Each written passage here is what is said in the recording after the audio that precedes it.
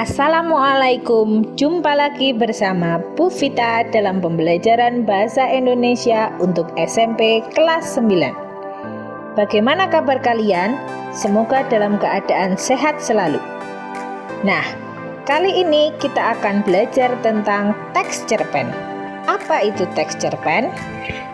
Cerpen adalah sebuah karya sastra pendek yang bersifat fiktif dan mengisahkan tentang suatu permasalahan yang dialami oleh tokoh secara ringkas, mulai dari pengenalan sampai akhir dari permasalahan yang dialami oleh tokoh. Pada umumnya, cerpen hanya mengisahkan satu permasalahan yang dialami oleh satu tokoh. Selain itu, cerpen hanya terdiri tidak lebih dari 10.000 kata. Unsur ekstrinsik. Seringkali kita mendapati sebuah cerpen menjadi semakin hidup apabila ditambahkan dengan peristiwa yang terjadi di sebuah lingkungan. Hal ini dinamakan unsur ekstrinsik atau unsur yang membangun sebuah cerpen dari luar. Unsur ekstrinsik dari sebuah cerpen dapat berupa latar belakang yang ada di dalam masyarakat. Misalnya, keadaan sosial, budaya, politik, ideologi, dan ekonomi masyarakat, atau bahkan legenda yang ada di dalam masyarakat itu sendiri. Selain itu, terdapat unsur ekstrinsik yang lain, yaitu latar belakang pengarang, baik itu berupa riwayat hidup, pengalaman, dan juga gaya penulisan yang digunakan oleh pengarang. Ciri-ciri cerpen.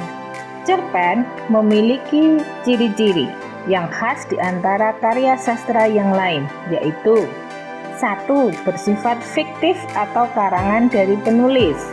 2. Tersusun tidak lebih dari 10.000 kata. 3. Dapat dibaca dengan sekali duduk. 4. Diksi yang dipakai tidaklah rumit sehingga mudah dipahami. 5. Memiliki alur tunggal atau satu jalan cerita. Biasanya ditulis berdasarkan peristiwa dalam kehidupan. Dan yang terakhir, memiliki pesan moral yang terkandung. Nah, cerpen sendiri memiliki struktur teks cerpen. Struktur teks cerpen itu biasanya terdiri atas 5 elemen dasar dan tambahan abstrak apabila diperlukan untuk menyusun sebuah cerpen. Berikut adalah struktur penyusun cerpen. 1. Abstrak merupakan sebuah pemaparan awal dari cerita yang akan disampaikan. Abstrak merupakan pelengkap teks cerpen. Oleh karena itu, abstrak bisa jadi tidak ada dalam suatu cerpen. 2. Orientasi menjelaskan tentang latar, baik waktu, tempat, maupun suasana yang ada di dalam sebuah cerpen. Komplikasi struktur di mana terdapat pemaparan awal sebuah masalah yang dihadapi oleh tokoh. Biasanya watak dari tokoh yang diceritakan di cerpen akan dijelaskan pada bagian ini. 4. Evaluasi. Masalah yang dipaparkan akan semakin memuncak. Puncak dari masalah tersebut ditulis dalam bagian evaluasi. 5. Resolusi merupakan bagian akhir dari permasalahan yang ada di dalam cerpen. Solusi dari permasalahan yang dialami oleh tokoh tersebut akan dijelaskan. Dan yang terakhir, koda. Pesan moral yang ada dalam sebuah cerpen yang disampaikan oleh penulis kepada pembaca. Unsur-unsur cerpen. Pada sebuah cerpen terdapat 2 unsur yang terkandung di dalamnya, yaitu unsur intrinsik dan unsur ekstrinsik. Sebuah cerpen memiliki unsur pembentuk yang ada di dalam cerpen itu sendiri. Unsur tersebut dinamakan dengan unsur intrinsik. Terdapat berbagai unsur intrinsik pembangun cerpen, yaitu 1. Tema, pokok pikiran yang mendasari jalannya cerita pendek. 2. Alur atau plot, urutan peristiwa yang ada di dalam cerpen. Umumnya, alur dari cerpen dimulai dengan perkenalan, konflik, klimaks, lalu penyelesaian. 3. Setting, latar atau tempat waktu dan suasana yang ada pada cerpen. 4. Tokoh, pemeran yang diceritakan di dalam cerpen, baik pemeran utama maupun pendukung.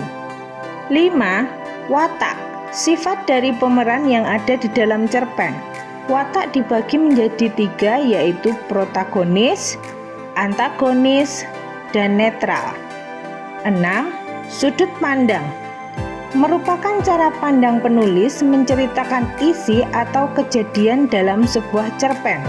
Sudut pandang dibagi menjadi 2, yaitu sudut pandang orang pertama dan sudut pandang orang ketiga.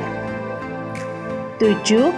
Amanat, pesan atau pelajaran yang terdapat di dalam cerpen, baik tersirat maupun tersurat. Fungsi cerpen, meskipun cerita yang terkandung dalam cerpen tergolong singkat, cerpen juga memiliki fungsi sama halnya dengan karya sastra lain.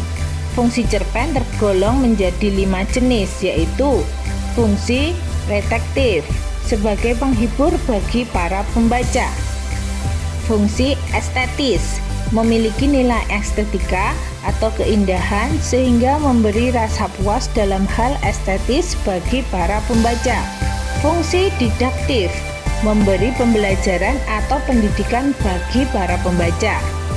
Fungsi moralitas, memiliki nilai moral sehingga pembaca mengetahui mana yang baik dan buruk berdasarkan cerita yang terkandung.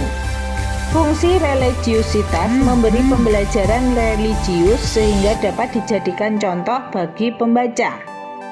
Meskipun cerpen hanya cerita singkat, namun terdapat makna dan pengetahuan yang terkandung di dalam cerpen. Dengan membaca sebuah cerpen, kalian dapat memetik sejumlah pelajaran yang terkandung di dalamnya. Terima kasih. Sampai berjumpa lagi.